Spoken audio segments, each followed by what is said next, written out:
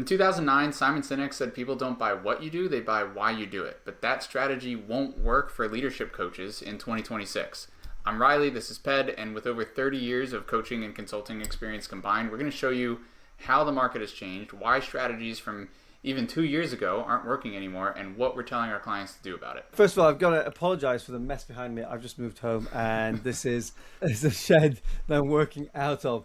I'm really interested in where Simon Sinek is with his thinking around this now, because I know that back in 2009, he wrote his book, Start with the Why, talked about that golden circle, right? Where you have there's like concentric circles with what on the outside, how in the middle, in the kind of sandwich in between the outside and the middle where there's a why. And his point was that people don't care what you do, but they care why you do it. And I remember when that his TED talk went viral in 2011. I think it was around. It took a few years for it to kind of get a bit of traction, and I lapped it up. Like I loved it, and I incorporated so much of the work that I did at the time. I was doing a lot of mission statements and values alignment with teams and organizations, and it formed part of what I shared. It would be either some pre-work that I would give people, like watch this video, and then I would go in and I kind of remind them or explain the golden circle, and we'd work through the exercises. We'd go, okay, well let's figure out what our team values are, and off the back of that, what's our purpose statement, so that we can really align on that and like share it publicly.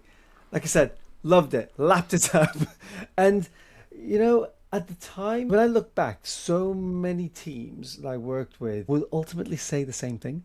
There wasn't that much deviation and things. They would say collaboration or integrity or excellence. These were like these values that people had, and purpose statements, they ultimately were about people wanting to do good in the world. All very noble stuff. I'm not taking away that at all. And it was, for a time, it worked. And we're finding that it's not working as well these days. Yeah, that's the thing. It's like, it's not that those things are any less important. It's just that if they were the most important, then I don't think the coaching industry would be getting hit as hard as it is getting hit. Like we're hearing from coaches and consultant people in the service-based professional services industries that AI is just wrecking havoc, and having your values on your website is not, it's not enough to make you stand out or make someone buy into you. And so I think that the main difference here that we're talking about is that in 2026, people need to know who you are, not just what you do or how you do it or why you're doing it. It's one layer deeper, and there's something that kind of captures this quite well that we were looking up just before. I didn't realize how old this framework. It's from 1966, and it's still true today. Schwartz talks about the I think there's 5. Let me pull that up again. Actually, 5 stages. Yeah, 5 stages of market sophistication, and in the early stages, you literally just have to say what you do. You're like, this is what I do. Interested? That's it. And then as, that's when you're first to market. But then as competition comes in, like you have to kind of like try to differentiate, and eventually skepticism comes in. You start to say, well, this is how this is my unique mechanism. This is my USP. This is what makes me different. And then,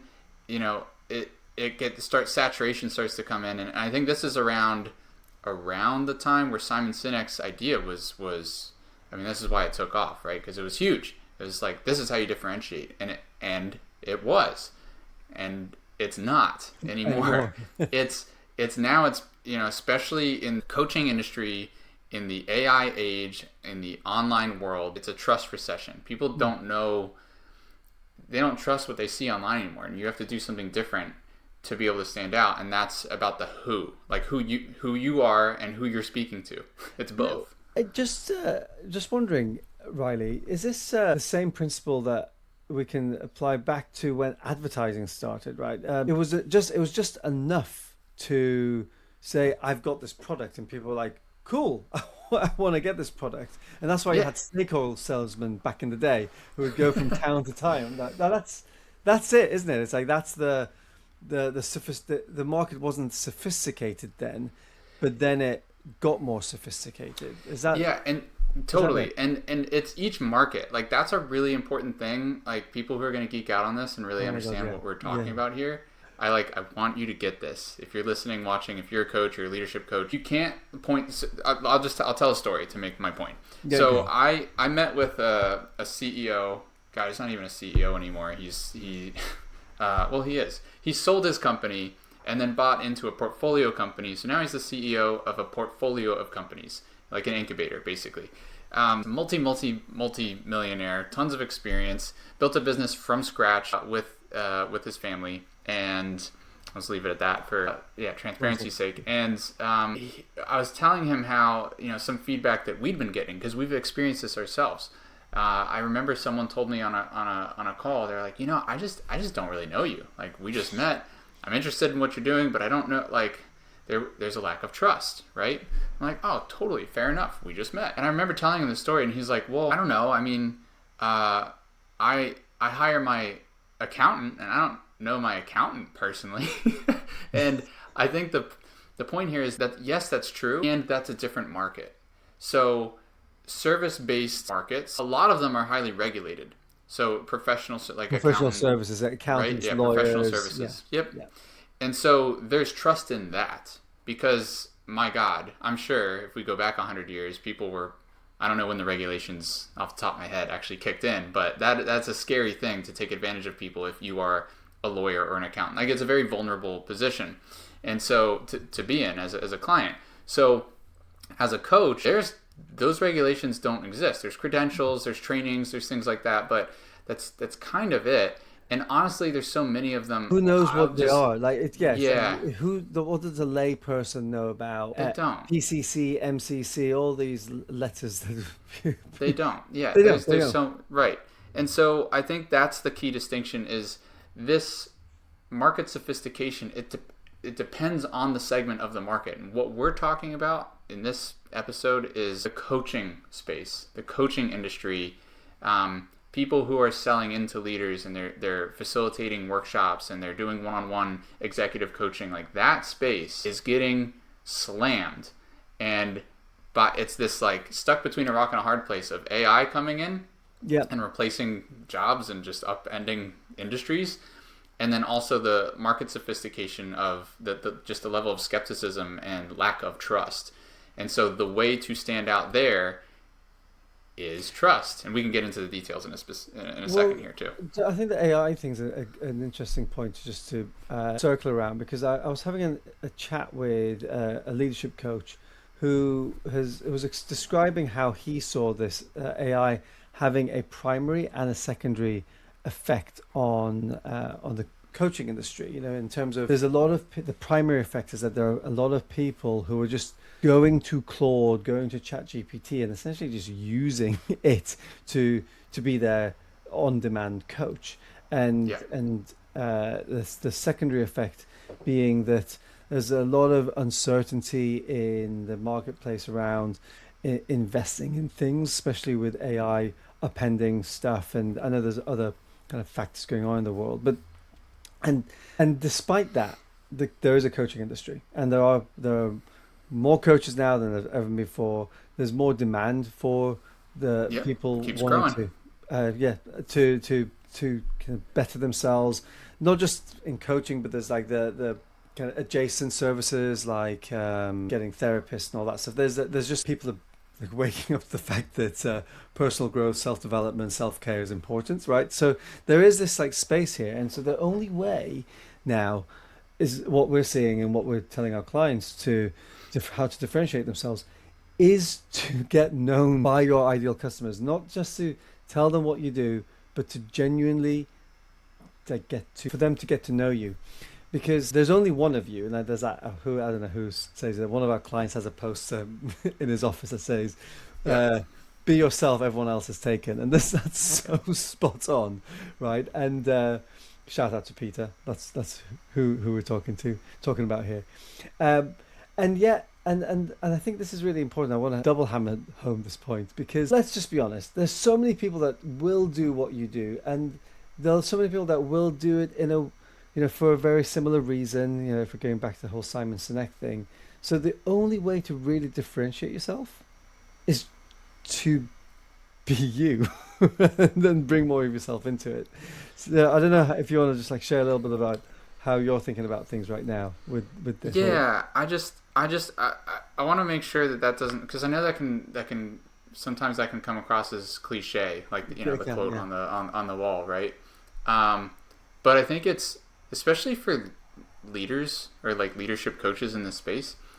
I For me personally, a big part of being a leader is integrity, and I define integrity as the gap between what you say you'll do and what you actually do. So it's just like my dad taught me as a kid, is like, word is bond. Like, just like line up your words and your actions and you're good to go. And I think so much of leadership is that.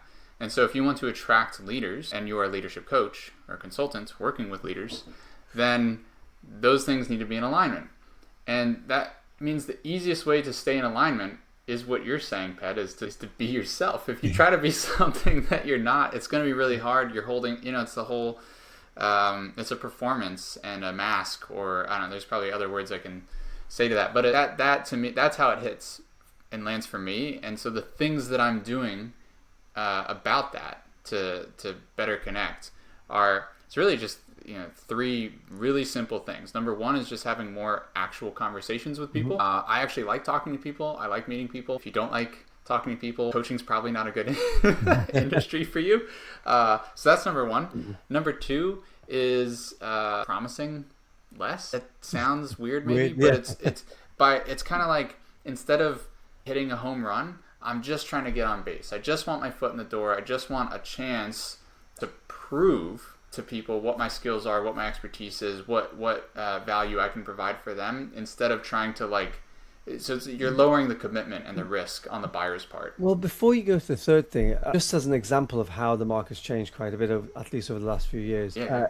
Alex Hormozy brought out the book $100 million offers, and in that he talks about the irresistible offer. So there was a point where people were coming out with these like super crazy irresistible offers, like, I will do this for you, and if I don't do this, I'll give you your money back, and I'll give you $1,000 extra for wasting your time. It's like, it got silly. It just got really silly, and you'd get those messages, or you get those ads, and I would get those messages and ads, and I think, I know it sounds great, but it just sounds like snake oil salesman. It's not believable. It's not believable. It's like too good to be true. Yeah. There's I just got one in my inbox the other day, and I was like, if I knew for a fact that was 100% guaranteed gonna happen, that's a terrific offer. That's great. Yeah. But I don't know. I don't even recognize the name in my, like, there's no recognition. There's no, it's back to the trust thing. Back to the trust thing. Yeah. Who are you? Yeah. Anyway, and all these things go together. But no, I mean, that's why, like, and this is the same stuff we're teaching our clients. Like, we talk about authentic outreach. We talk about how you structure an offer. Like, these are our unique mechanisms of like how we are practicing what we preach, which goes back to the integrity thing, right? And so it's nuts that even 2 years ago, the things that were working quite well are like, the market's just always evolving, and you have to keep up with it. So having real conversations, promising less, so that you can stay in integrity and believable. Those things matter. And the last piece is like probably more of what should be step one, actually, which is just sharing more. And that doesn't have to mean that you have to sign up for, what is that? Is it a vulnerability hangover? I think that's what hangover, or where you just overshare. You overshare, and you like, it's like too, I mean, your body can actually react to that, but that's a whole nother conversation. Yeah. But it's the revealing more of, I shared this the other day on LinkedIn, and the way I sum it up was basically like, I'm pretending more and more that LinkedIn is Facebook from 2011. Okay. So I'm just sharing little pieces of myself and my life that are relevant or relatable to the work that we're doing. And that, again, it's pieces. It doesn't have to mean that you take a selfie while you're brushing your teeth when you get out of the shower. Like, that's not what we're talking about. Which I'm very tempted to do every morning when I make my latte art. I mean, you've got that's impressive though. That would catch some Maybe eyeballs. Now and again, I'll have the odd one, but not every day. But again, like, that's a part of who you are. So and I know this is so specific, but I mean, for the coffee, like, we even have something. If you sign up for our newsletter, one of the first questions we ask, which I can't wait till we actually do more with this, but this because it's a total distraction at this point. But we ask coffee or chocolate, like what do you relate to more? And clearly we know where Ped lives, but it's like, yeah, but that's the thing is it's you all of those little micro moments of connection. Like it's really, that's what we're talking about. It's identity and connection. That's the last stage of market sophistication. That's how you stand out. It's more than just your why. It's not. It's who the person is embodying that and showing that there's not a gap between what you say and what you do. And the only way you can do that is by actually putting yourself out there, sharing more of yourself, actually speaking to people live, because AI, just having it's hard. It's hard to trust things online these days. And then when people actually get to that point where they're like thinking about maybe working with you, don't promise them a grand slam. Just start small. And if you can really deliver, then you're not going to have any issue retaining them as a client. And on that, should we leave that beautiful nugget of wisdom to land for the viewer or listener and wrap this episode up? Perfect. Awesome stuff. All right, well, if you don't currently subscribe to this podcast, make sure that you do. And if you want some regular snippets of wisdom in your inbox, then make sure to subscribe at leverageaccelerator.co. See you next time.